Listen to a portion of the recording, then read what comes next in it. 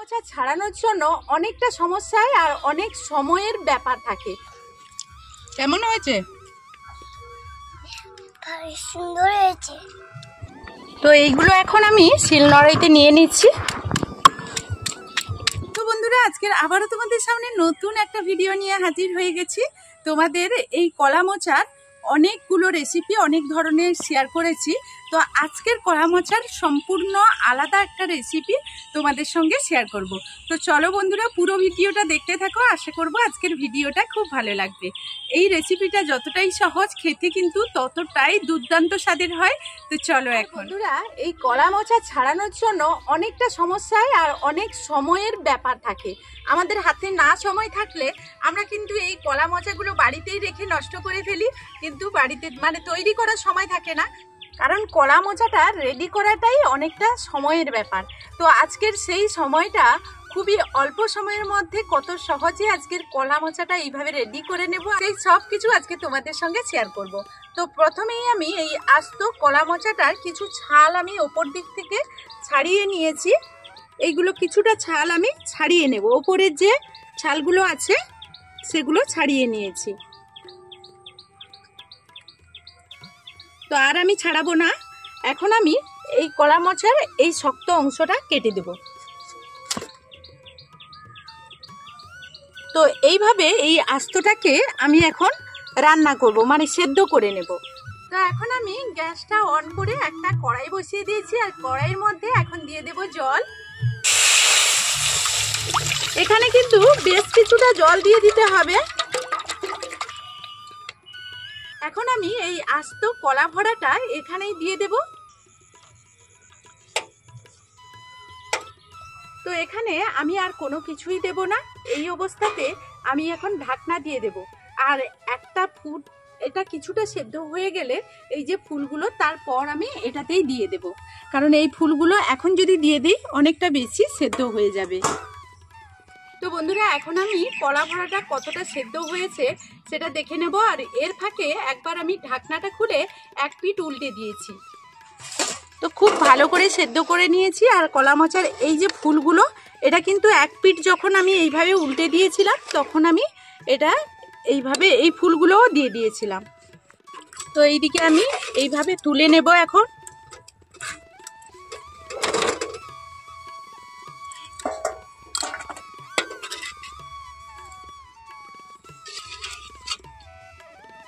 তো এটা এখন ঠান্ডা হতে থাক, আর এই ফাঁকে আমি কলা ভরার রেসিপিটা যে বানাবো তার জন্য মশলা করে নেব। তো বন্ধুরা, এখন কিন্তু এটা ঠান্ডা হয়ে গেছে, আর আমি অলরেডি যে ফুলগুলো এমনিই ছিল সেগুলো ছাড়িয়ে ফেলেছি। আর এই কলা ভরা ছাড়াতে যে আমাদের ঘন্টার পর ঘন্টা সময় লেগে যায়, সেটা কিন্তু আজকের অল্প সময়ের মধ্যে ছাড়িয়ে ফেলবো। তো দেখো, এইভাবেই কিন্তু বের করে নিচ্ছি।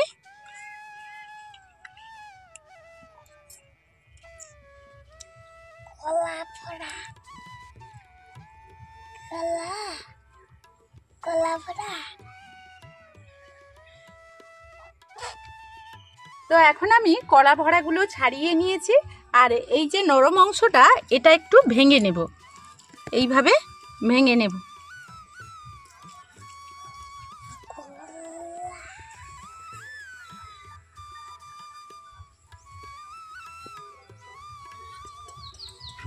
তো এইগুলো এখন আমি শিলনোড়াইতে নিয়ে নিচ্ছি।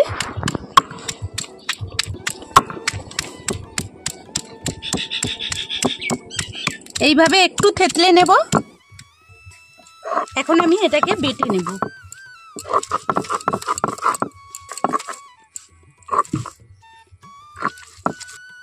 এইগুলো তোমরা চাইলে কিন্তু মিক্সিতেও বেটে নিতে পারো। তো এইগুলো মিক্সিতে বাটার সময় খেয়াল রাখবে যে এটা একেবারেই যাতে না মিহি হয়ে যায়। মিহি হয়ে গেলে কিন্তু এই রেসিপিটা ভালো লাগবে না।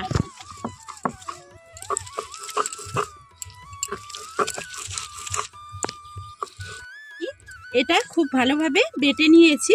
আর এই রকম দেখো, একেবারে কিন্তু তোমরা যদি মিক্সিতে করো এইভাবে আধ ভাঙ্গা রাখবে, একেবারে মিহি করবে না। আমি এখানে মিহি করিনি।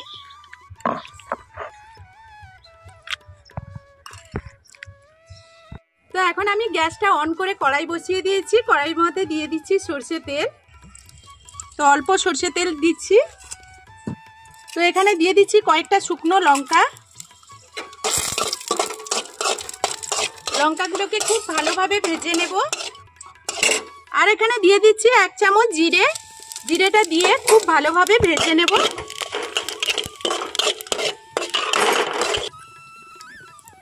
একটু এখানে লবণ দিয়ে দিচ্ছি যাতে মুচমুচে থাকে। এটা লবণ দিয়ে যদি ভাজা যায় অনেকক্ষণ পর্যন্ত মুচমুচে থাকবে, এটা নরম হবে না।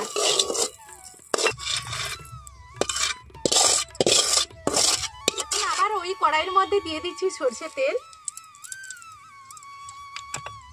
দিয়ে দিচ্ছি একটু কালো সরষে, আর এখানে দিয়ে দিচ্ছি কয়েকটা কাঁচা লঙ্কা কুচি আর আদার কুচি।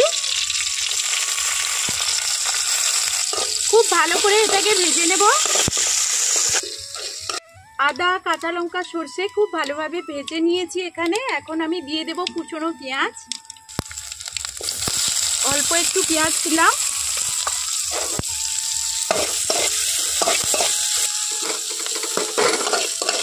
এখন আমি এখানে দিয়ে দিচ্ছি লবণ, দিয়ে দিচ্ছি হলুদ, জিরে গুঁড়ো, দিয়ে দিচ্ছি ধনে গুঁড়ো।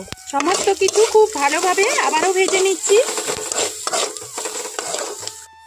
এখনো সমস্ত কিছু খুব ভালোভাবে ভাজা হয়ে গেছে। এখন আমি দিয়ে দিচ্ছি যে কলা ভরাটা এখানে রেখেছিলাম রেডি করে, সেটা দিয়ে দিচ্ছি।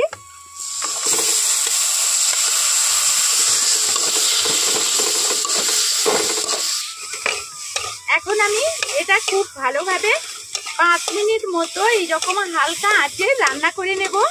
এর মধ্যে যে উপরন্তু জলটা আছে সেটা খুব ভালো করে শুকিয়ে নেব।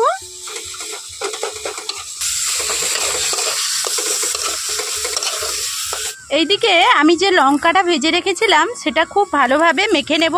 আর বন্ধুরা, এইভাবে তোমরা যদি লঙ্কাটাকে লবণ দিয়ে ভাজো, লঙ্কা আর জিরা খুব ভালোভাবে কিন্তু এইরকম মুচমুচে থাকবে। তো এখন আমি 5 মিনিট মতো এটা রান্না করে নিয়েছি। এখন খুব সুন্দরভাবে এটা হয়ে গেছে, আমি এটাকে নামিয়ে নেব। আর বন্ধুরা, তোমরা তো অনেকভাবেই এই কলা ভরার রেসিপি খেয়েছো। আজকের এইভাবে একবার হলেও বানিয়ে দেখবে, অসাধারণ হয় এই কলা ভরার রেসিপি। তো এটা আমি খুব ভালো করে ঠান্ডা করে নিলাম। আর এইদিকে দেখো, আমি যে লঙ্কা জিরেটা মেখে রেখেছিলাম সেটা দিয়ে দিচ্ছি। তো সবগুলো দেব না, বেশ কিছুটা দিয়ে দিচ্ছি। আর দিয়ে দিচ্ছি কিছুটা কুচনো পেঁয়াজ, দিয়ে দিচ্ছি সরষের তেল। এখন খুব ভালোভাবে আমি মেখে নেব। তো গরম আছে এখনো, আর এই গরম অবস্থাতে এগুলো খেতে খুব ভালো লাগে।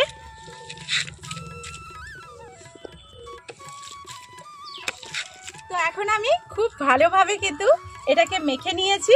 এখন আমার ছেলেও চলে এসেছে, আমরা এখন গরম ভাতের সঙ্গে এটা খেয়ে নেব।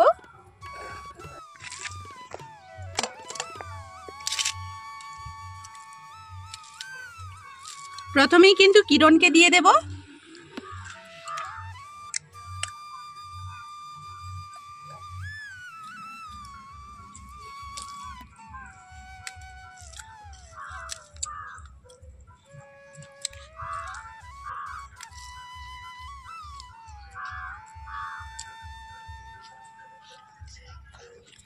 কেমন হয়েছে? সুন্দর হয়েছে। সুন্দর হয়েছে? তো বন্ধুরা, খুব সুন্দর হয়েছে। এইভাবে তোমরা চাইলে একবার ট্রাই করতে পারো। তো এখনকার মতো এই ভিডিও থেকে বিদায় নেব। ভালো থাকবে, সুস্থ থাকবে। এখনকার মতো এই ভিডিও থেকে বিদায় নিচ্ছি। টাটা।